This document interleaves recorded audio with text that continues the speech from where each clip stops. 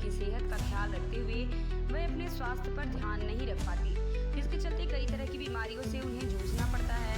महिलाओं के स्वास्थ्य को लेकर खबर आप तक के टीपी सिंह ने स्त्री एवं प्रसूति रोग विशेषज्ञ डॉक्टर निकिता सोनी से विस्तृत चर्चा की।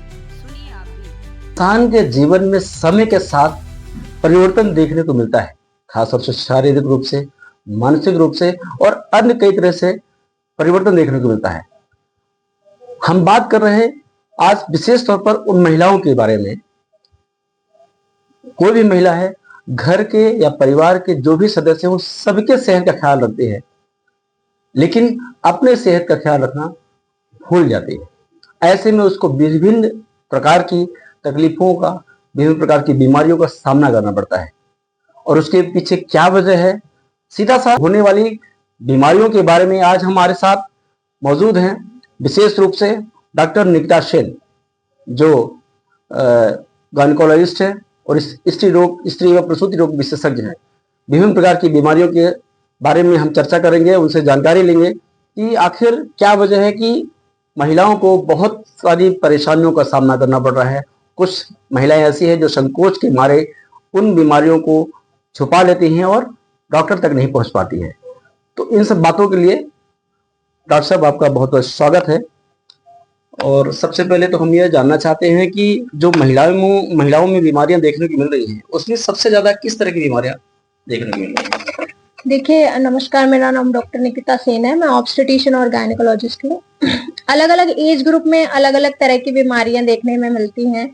जैसे जो बच्चियां, किशोरियां जिनको अभी पीरियड स्टार्ट हुआ है, उनमें मेनोरेजिया देखने को मिलता है, इरेगुलर मेंसेस देखने को मिलता है। फिर जब वो रिप्रोडक्टिव एज ग्रुप में बिलोंग करते हैं तो आजकल इनफर्टिलिटी एट राइज है। इसके अलावा एक्सेसिव मेंसेस, मेनोरेजिया और उससे रिलेटेड बीमारियां, सफेद पानी जो कि बहुत कॉमन है आजकल। इसके अलावा महिलाओं में बच्चे ना होना, निसंतानता, जो मैरिड हैं उनके साथ। इसके अलावा पेशेंट्स में कई बार ऐसा देखने में आता है जो पेरीमेनोपॉजल हैं, मतलब जिनको फैमिली कंप्लीट है, महीने अब जाने वाले हैं, उनमें excessive bleeding, hormonal disturbances, mood swings, ये बहुत सारी बीमारियां आजकल महिलाओं में देखने में आ गई हैं। मैम, आपने बहुत सारी बीमारियों का नाम अभी बताया, उसमें सबसे जो अभी समस्या देखने की मिल रही है, निसंतानता। ये एक बहुत बड़ी समस्या। हर मानव जीवन में आदमी चाहता है कि हमें संतान की प्राप्ति हो, लेकिन ऐसी समस्याएं देखने को मिल रही है। इसके पीछे क्या वजह है? देखिए, निसंतानता आजकल बढ़ता जा रहा है। हर 4th couple in India is suffering from infertility. इसके कॉज एनवायरनमेंट में ही है, जैसा कि ऑक्सीडेटिव स्ट्रेस बढ़ रहा है, मतलब स्ट्रेस लेवल बढ़ रहा है। पेशेंट्स वर्किंग हो रहे हैं, फीमेल्स वर्किंग हो रही हैं, तो घर का प्रेशर के साथ साथ वर्क प्रेशर मैनेज करना। साथ में लेट मैरिजेस हो रही हैं, जो मैरिजेस यूजुअली 18-20 इयर्स में हो जाती थी, आजकल डिले होके 25, 27, 30s तक पहुंचती हैं। उसके बाद डेट डिलेड कंसेप्शन, वो प्लान ही लेट करते हैं।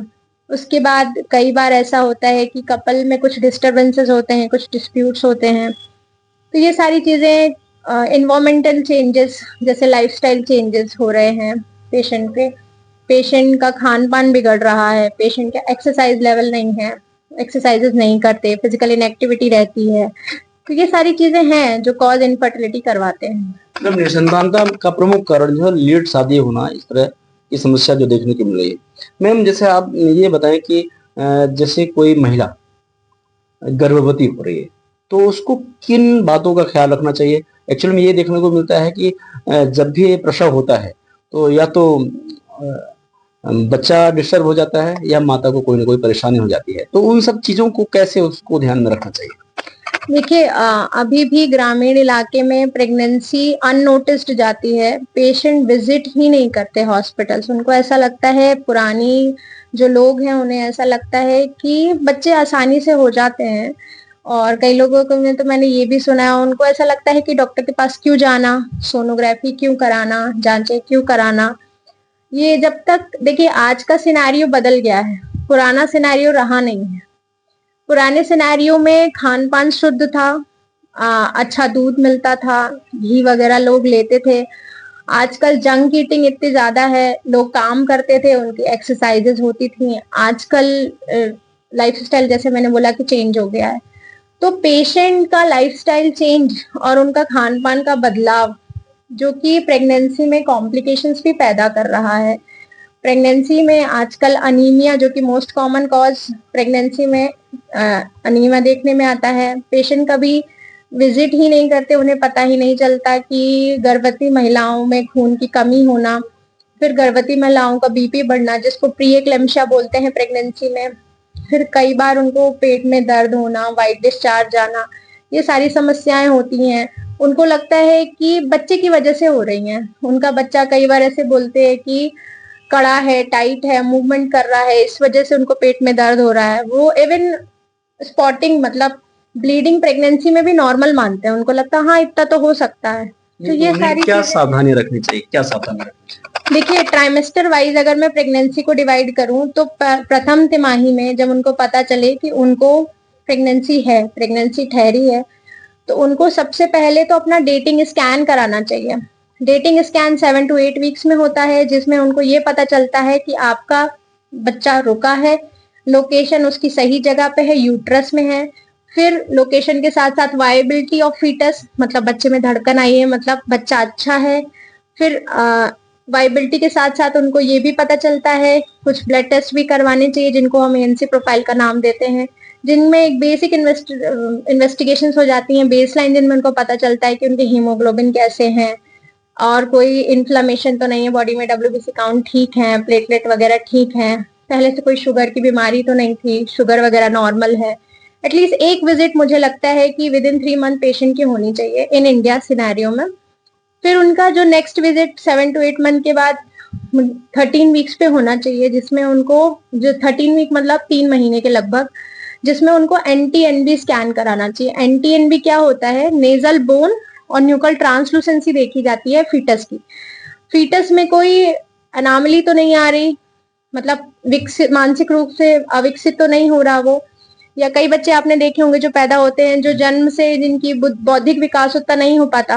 तो ये सारी अनामलीज प्रेगनेंसी टाइम पे भी रूल आउट की जा सकती हैं अगर टाइमली इन्वेस्टिगेशन कराई जाए और टाइमली इंटरवीन किया जाए। उसके बाद पेशेंट को एक 5 मंथ की विजिट लगती है, जिसमें उनको टारगेट स्कैन एडवाइस करते हैं हम लोग। जैसा कि स्कैन कहता है, सोनोग्राफी कहती है, टारगेटेड अप्रोच है ईच एंड एवरी ऑर्गन को देखने के लिए कि उसमें कोई स्ट्रक्चरल एनामली तो नहीं है। इसके बाद फिर अपन पेशेंट की विजिट एवरी 1.5 मंथ रखते हैं, अराउंड 7 मंथ और 8.5 to 9 मंथ्स में। पेशेंट को टिटेनस टॉक्सॉइड लगवाने चाहिए during pregnancy, 2 dose tetanus toxoid, और यदि पहला बच्चा 2 साल से कम है तो एक बूस्टर डोज लगता है, वो टिटेनस टॉक्सॉइड लगवाना चाहिए। इसके अलावा पेशेंट को through out pregnancy iron and calcium खाना चाहिए। प्रथम तिमाही को छोड़ दें, प्रथम तिमाही में जब उनको उल्टी ओकाई की समस्या होती है तो उनको फॉलिक एसिड सप्लीमेंट किया जाता है, जो कि बी कॉम्प्लेक्स के फॉर्म में आता है। मैम, जैसा आपने कहा कि कभी कभी होता है गर्भधारण करने के पश्चात किसी न किसी लापरवाही से बच्चा मानसिक रूप से विकलांग हो जाता है। ऐसा भी तो होता है कि प्रसव के दौरान डॉक्टरों द्वारा या कोई नर्सिंग स्टाफ के द्वारा थोड़ी सी लापरवाही अगर हुई, बच्चे को खिंचाव हुआ, कुछ भी हुआ, तो वो भी मानसिक रूप से वो विकलांग हो जाता है। क्या इसको आप मानते हैं? देखिए, मैं एक सिनेरियो आपसे डिस्कस करती हूँ। एक पेशेंट जिनका बेबी ब्रीच था, ब्रीच मतलब उल्टा बच्चा, उनका बहुत ज्यादा रेजिस्टेंस था कि हमको वेजाइनल डिलीवरी ही करानी है, जबकि पहला बच्चा यदि उल्टा हो तो उसका सिजेरियन इंडिकेटेड होता है। क्यों? क्योंकि जो हेड बच्चे का होता है वो बाद में आता है, पहले पूरा शरीर निकल आता है, पूरा धड़ निकल आता है, फिर बाद में हेड आता है। हेड फंसने के चांसेस होते हैं, इसलिए प्राइमरी में हमेशा ब्रीच प्रेगनेंसी में सिजेरियन इंडिकेशन होता है। But for some other reasons या उनकी मान्यता के अनुसार उन्होंने नहीं माना, वो कोएक्स के पास गए, वहां पे उन्होंने डिलीवरी कराई, फिर अंतोगतो आउटपुट ये निकला कि उनको बच्चा नहीं मिला, तो थोड़ा वो होता है। दूसरी बात क्या, जो ऐसा रहता है कि अगर बच्चा को ड्यूरिंग प्रोसेस ऑफ लेबर, मतलब जो डिलीवरी का टाइम होता है उसमें प्रॉपरली ऑक्सीजन नहीं पहुंचे, बच्चा एमएसएल हो जाए। एमएसएल भी एक अब्रप्ट इंडिकेशन है सिजेरियन का, जिसमें कई बार मरीज को ऐसा लगता है कि अचानक से सब कुछ नॉर्मल चल रहा था, मैडम ने सिजेरियन का क्यों बोल दिया। एमएसएल मतलब बच्चा जब गंदा पानी पेट में कर लेता है, तब बच्चे के फेफड़ों में वो गंदा पानी जाता है और लंग विकसित नहीं हो पाते। तो बच्चे का जब डिलीवरी होता है उसके बाद उसके सांस न लेने की पॉसिबिलिटी ज्यादा होती है, लंग कोलैप्स हो सकते हैं और बच्चा सडन आईयूडी मतलब सडन डेथ भी हो सकती है बच्चे की। इस वजह से एक MSL भी इंडिकेशन होता है, जो कि एक सडन इंडिकेशन आता है, जो कि डिलीवरी के टाइम पे ही समझ में आता है।